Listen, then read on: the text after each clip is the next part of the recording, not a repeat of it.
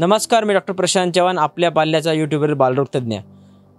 पावसाळा म्हणलं का हा एक आनंदाचा ऋतू आहे, सगळ्यांना फार एन्जॉयमेंट करावं वाटते। पाऊस आला का एक नवचैतन्य आपल्या सगळ्यांमध्ये जाणून येतं। पण त्यासोबतच शाळा चालू होतात आणि शाळा सुट्ट्यानंतरचा हा आनंद काही दिवसात कमी होतो आणि पालकांसाठी तर विशेषतः हे पावसाळा म्हणजे हा एका आजारांना सुरुवात करणारा ऋतू होतो। आपल्या मुलाला पावसाळ्यासंदर्भातले विविध आजार होणार का, त्याची कशी काळजी घ्यायची, काय काय केलं पाहिजे, या सगळ्या गोष्टी आज मी तुमच्यासोबत डिस्कस करणार आहे। तर बघूया पावसाळ्यामध्ये आपल्या बाळाची कोणत्या कोणत्या आजारापासून कशी कशी काळजी घ्यायची आहे। पावसाळ्यात कोणकोणते आजार होतात?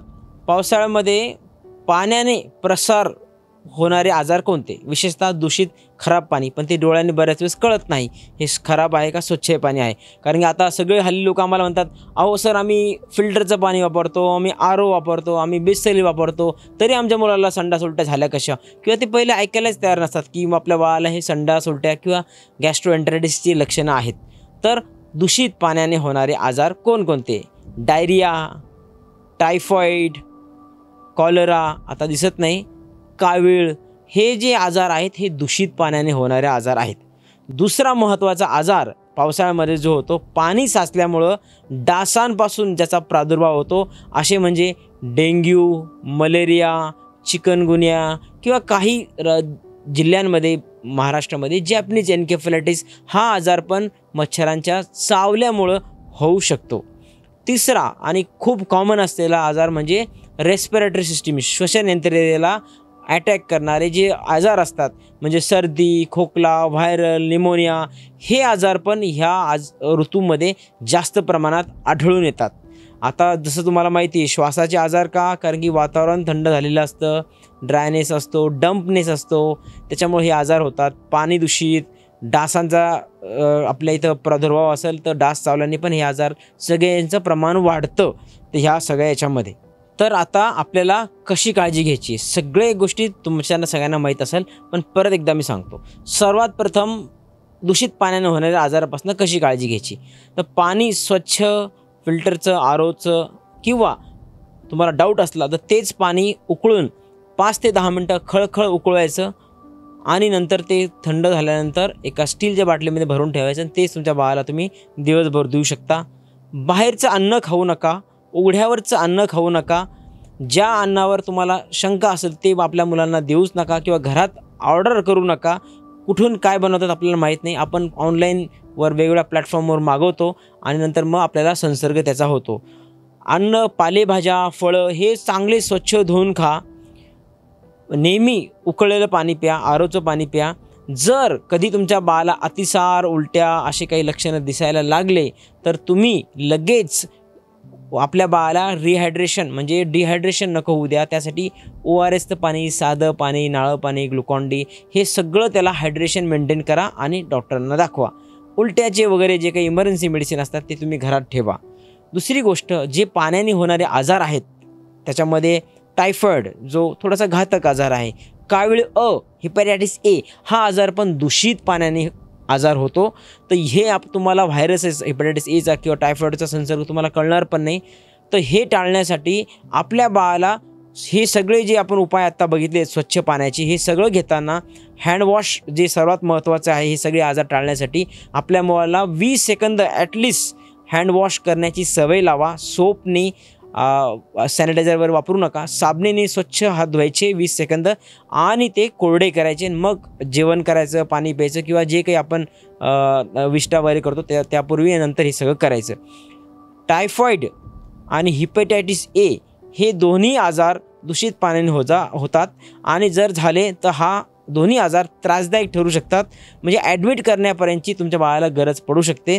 तर हे टाळायचं असेल ह्या सगळ्या काळजी घेऊन पण, तर तुमच्या बाळाला ह्या दोन्ही आजाराविरुद्ध एक अशी सक्षम, कारगर लस उपलब्ध आहे। जर तुम्ही ती दिली नसेल तर कृपया आपल्या बालरोग तज्ज्ञांना याबद्दल विचारा आणि ती लस आपल्या मुलांना नक्की देऊन घ्या। ही लस सरकारी हॉस्पिटलमध्ये, सरकारी इम्युनायझेशन शेड्यूलमध्ये नाही आहे, तर ती तुम्हाला प्रायव्हेटने स्वतंत्र डॉक्टराकडे जाऊन घ्यावं लागेल। पण नक्कीच याच्याबद्दल माहिती घ्या आणि तुमच्या बाळाला ह्या लस देण्याचा विचार करा।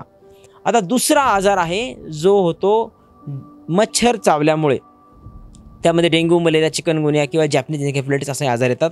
तर हे डास जर कधी तुमच्या आजूबाजूला असतील तर डासचं ब्रीडिंग न होण्यासाठी पाण्याचा साठा तुम्ही होऊ नका देऊ. कोरडा दिवस आठवड्यातून 1 दिवस पाळा. आजूबाजूला तुमचं जे आहे मॉस्किटो रिपेलेंट जे असते तुम्ही स्प्रे करू शकता, जेल मुलांना सेफ आहे असे. मुलांसाठी फुल स्लीवचे कपडे घाला. अंगावर फॅब्रिकवाले तुम्ही मॉस्किटो रिपेलेंट क्रीम्स, ऑइल तुम्ही लावू शकता. काळजी घ्या ते तोंडात वगैरे मुलांच्या जायला नको. च्या नेट्स असतात त्याच्यामध्ये मुलांना झोपवा.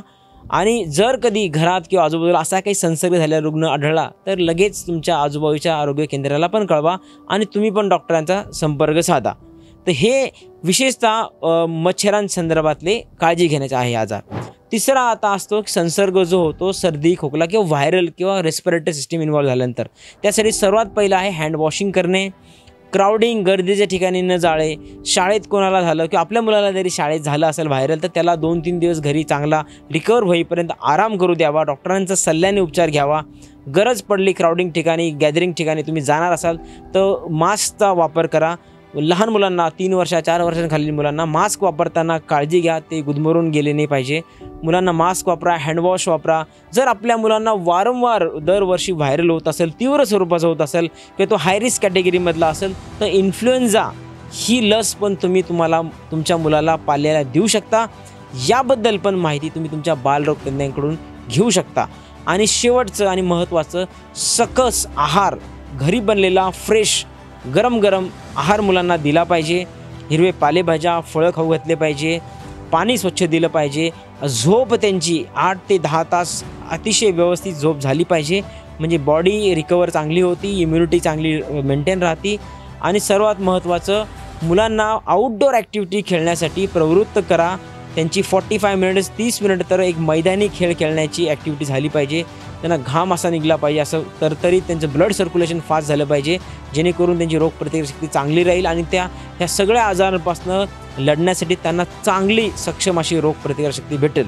तर हे सगळे पावसाळ्यात होणारे आजार आणि त्याच्यामध्ये असलेले काळजी, हा व्हिडिओ तुम्हाला कसा वाटला? यातील अजून एखाद्या आजाराबद्दल तुम्हाला माहिती पाहिजे असेल तर नक्कीच आम्हाला कमेंटमध्ये टाका. टायफॉईड आणि हिपॅटायटिस ए ह्या दोन्ही आजाराबद्दलचे आपले संपूर्ण व्हिडिओ ह्या यूट्यूब चॅनलवर, चव्हाण हॉस्पिटल नावाच्या चॅनलवर उपलब्ध आहे. ते नक्की बघा. ऐच्छिक लस अजून गव्हर्नमेंटच्या व्यतिरिक्त तुम्ही तुमच्या बालकाला काय काय देऊ शकता आणि त्या कशा खरंच गरजेच्या असतात का, याबद्दल पण आपला व्हिडिओ आहे. तो नक्की यूट्यूब चॅनलवर चव्हाण हॉस्पिटल या जाऊन नक्की बघा. हा व्हिडिओ लाईक करा, शेअर करा. थँक्यू.